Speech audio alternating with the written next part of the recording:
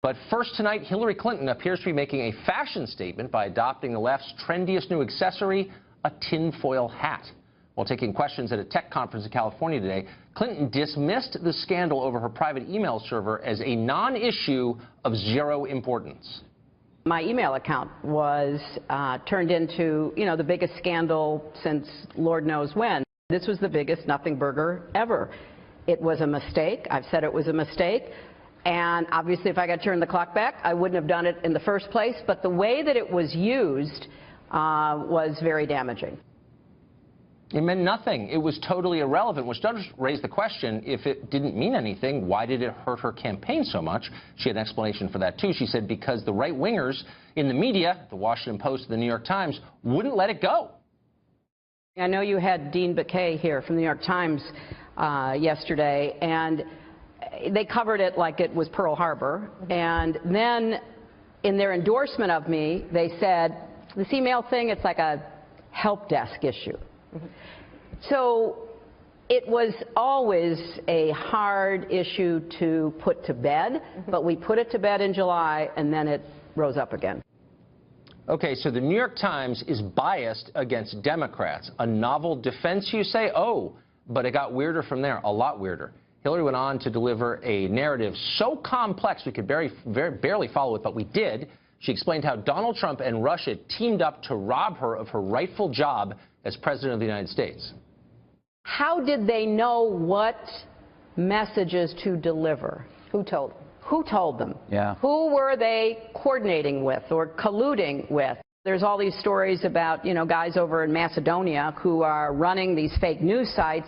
The Russians, in my opinion, and based on the intel and counter-intel people I've talked to, could not have known how best to weaponize that information unless they had been guided. And here's guided by Americans. Guided by Americans. Within 1 hour of the Access Hollywood tapes being leaked, within 1 hour, the Russians, let's say WikiLeaks, same thing, dumped the John Podesta emails.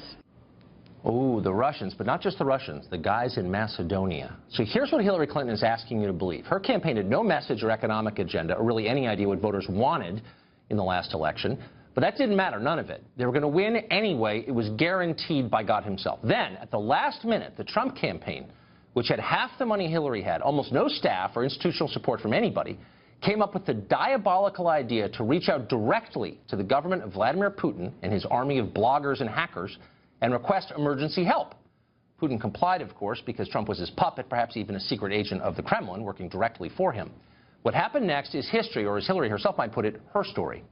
Unnamed members of Trump's campaign asked Russia to hack the DNC and the personal Gmail account of Clinton's campaign chairman, John Podesta, having deduced this must be the best way to hurt her in the campaign. The emails they exposed found a cushy relationship between the media and the Democratic Party. They showed evidence the Democratic primary process was rigged in Clinton's favor. They exposed Wall Street speech transcripts Clinton wanted to keep secret. The Trump people imagined all of this would be enough to win, but not so. In fact, Hillary explained today the emails the Russian hacked were boring and contained nothing of note, nothing worth knowing.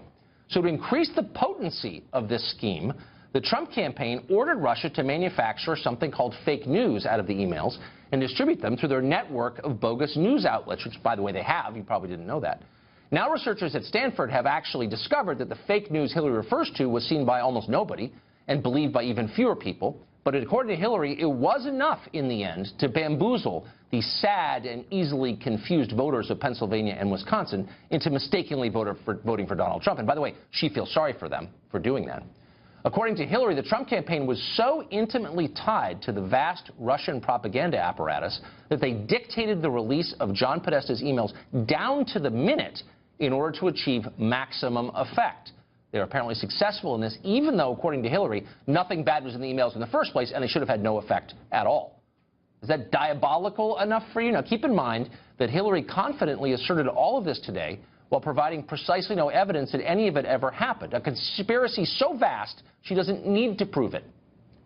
Now, no matter how much you may dislike Hillary Clinton, and some of you may, it was a poignant performance to watch. You almost wanted to help her.